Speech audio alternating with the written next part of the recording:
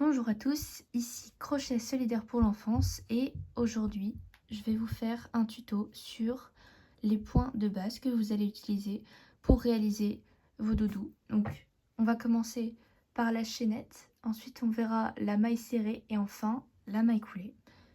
Donc alors on commence tout de suite avec la chaînette. Donc on va faire notre nœud coulant pour commencer notre ouvrage.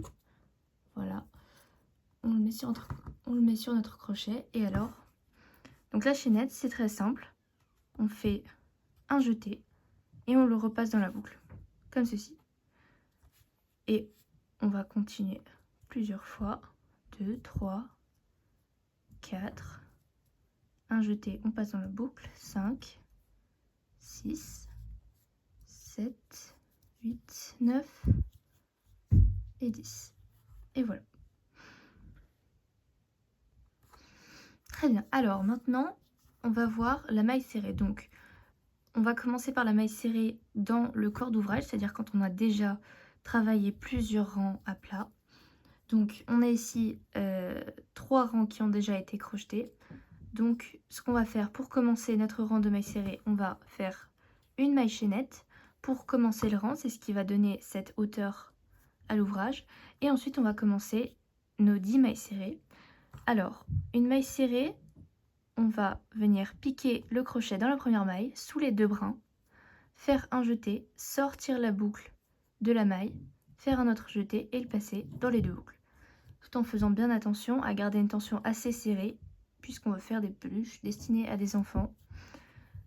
Donc une deuxième, on pique le crochet sous les 2 brins, on fait un jeté, on rentre sous la maille, on fait un jeté et on passe dans les 2 boucles. Je vais finir le rang. On en a fait 2, 3, 4, 5, 6. Oui, pour garder la tension, je garde bien mon fil dans ma main tout en le contrôlant avec mon index. Bon, bah, là, vous voyez, je l'ai mal pris, mais c'est pas grave. On a perdu la maille, c'est pas grave du tout. 9 et 10. Et voilà, on a fait notre rang en maille serrée. Très bien. Alors maintenant, on va défaire le tout pour voir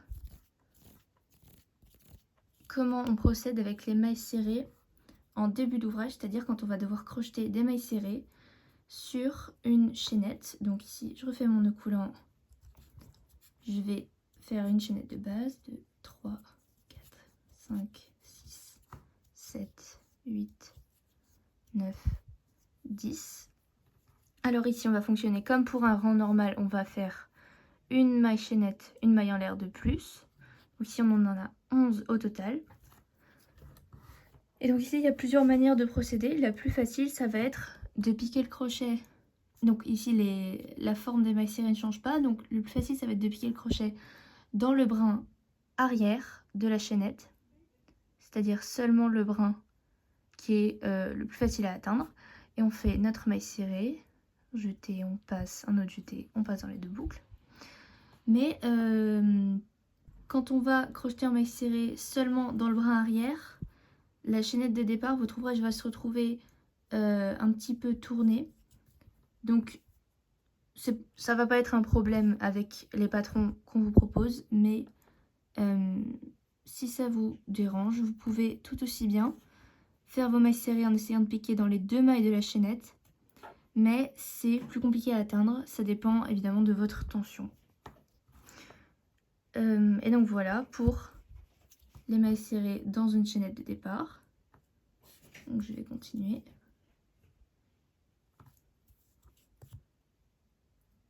Donc aucun changement avec les mailles serrées de corps d'ouvrage. La seule différence, c'est le brin.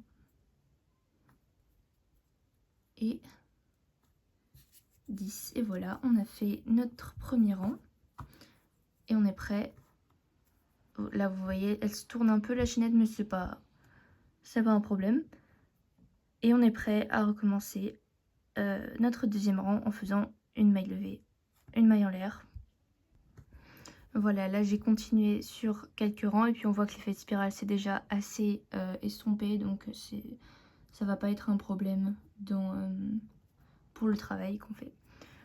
Maintenant, on passe à notre dernier point, la maille coulée.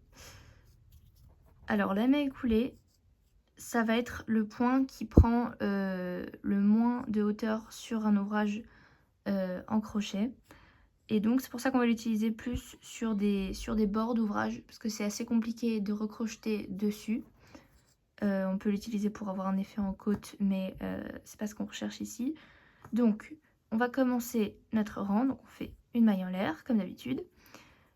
Et puis alors, pour faire notre maille coulée, on va piquer notre crochet dans la première maille, sous les deux brins.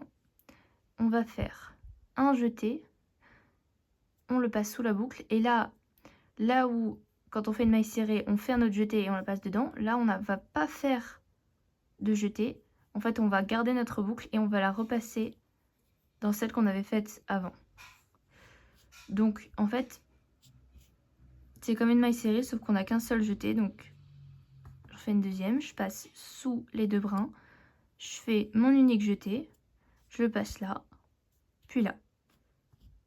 Et là, vous voyez que il n'y a quasiment pas de hauteur par rapport aux mailles serrées du rang précédent. Hop. Je fais un jeté, je repasse. Et on continue comme ça sur le rang. Donc là, ça va dépendre beaucoup de votre tension évidemment, mais pour la plupart des gens, si vous crochetez serré, ça va être très compliqué de recrocheter dessus après. C'est pour ça qu'il n'y a pas beaucoup de patrons forcément qui sont principalement en maille coulée. C'est plus pour des effets décoratifs qu'on l'utilise, mais c'est toujours utile de savoir la faire. Et de 10, voilà. Et donc là, vous voyez, c'est tellement serré que ça, en fait, fait perdre un peu de son élasticité à mon petit rectangle. Et donc, juste pour vous montrer, là, si j'essaye de faire un deuxième rang, je fais mon jeté.